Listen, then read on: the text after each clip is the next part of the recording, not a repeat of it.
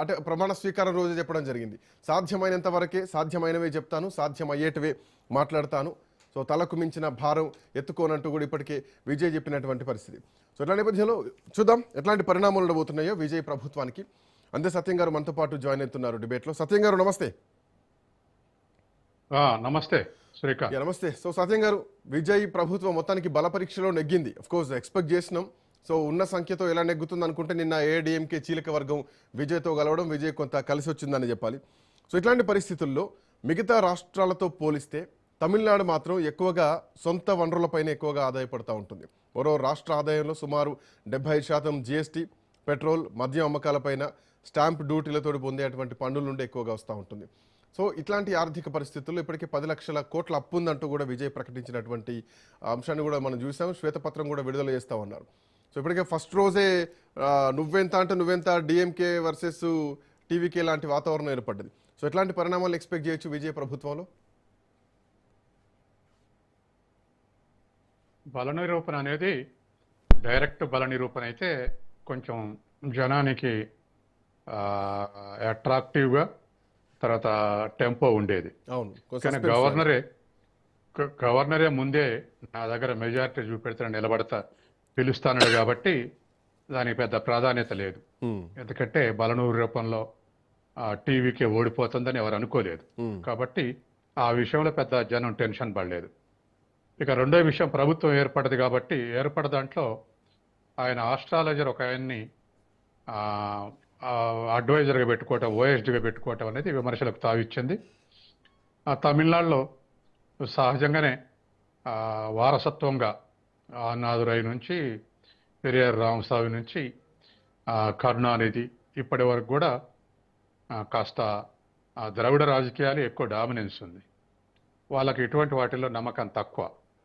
కాబట్టి అతని ఆయన్ని ఓఎస్డీ పెట్టుకునే వరకల్లా కాస్త కొంత కమ్యూనిస్టులు కానీ ద్రవిడ పార్టీలు కానీ విమర్శించే అవకాశం ఉంది. ఆ విమర్శ ఇవాళ మనకు అవుపడింది. సరే, అది వ్యక్తిగతం కాబట్టి అంతా ఇన్స్టిట్యూషనలైజ్ అయ్యి ఒకళ్ళనొకళ్ళు హోరావరి చేసే అవకాశం లేదు. ఒక స్టేట్మెంట్, నిరసన స్టేట్మెంట్ అనుకోవచ్చు దాన్ని. ఇక మూడో విషయానికి వస్తే ఏం అమలు చేయగలుగుతారు అనేటువంటి విషయానికి వస్తే 8 గ్రాముల బంగారం పక్కన పెడితే మిగతాయన్నీ అమలు చేయవచ్చు. ఎందుకు అమలు చేయొచ్చు అంటే తెలంగాణకు కూడా 8.5 లక్షల కోట్ల అప్పు ఉంది. అవును, కానీ తెలంగాణ జిఎస్డిపి 17 లక్షల కోట్లే. తమిళనాడు జిఎస్డిపి 35 లక్షల కోట్లు.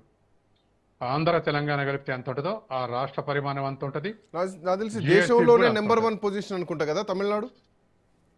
జిఎస్డిపి కూడా ఉంది. అవును అవును, 30. మహారాష్ట్ర, తమిళనాడు నెంబర్ 1, నెంబర్ 2 పొజిషన్లు ఉన్నాయి. పాయింట్. కాబట్టి 35 లక్షల కోట్ల జీడిపి ఉన్న రాష్ట్రానికి మిగతా అవి హామీలు అమలు చేయటం పెద్ద కష్టం కాదు. తర్వాత అప్పుల భారం కూడా తెలంగాణ, ఆంధ్రలో సుమారు 8 లక్షల కోట్ల అప్పు ఉంది. 17 లక్షలు అన్నప్పుడు దానికి 8.5 లక్షల కోట్లు, 35 లక్షల జీడిపికి పెద్ద కష్టమైన పని కాదు. ఒక్క బంగారం 8 గ్రాములు అనేది ఎందుకో పాపం విజయ్ వాళ్ళ ప్రభుత్వం ఏర్పడగానే బంగారం రేటు 1,00,000 నుంచి 1,70,000 పెరిగింది. అవును, ఇంటర్నేషనల్ మార్కెట్లో వచ్చినటువంటి మార్పులతోటి. అవును.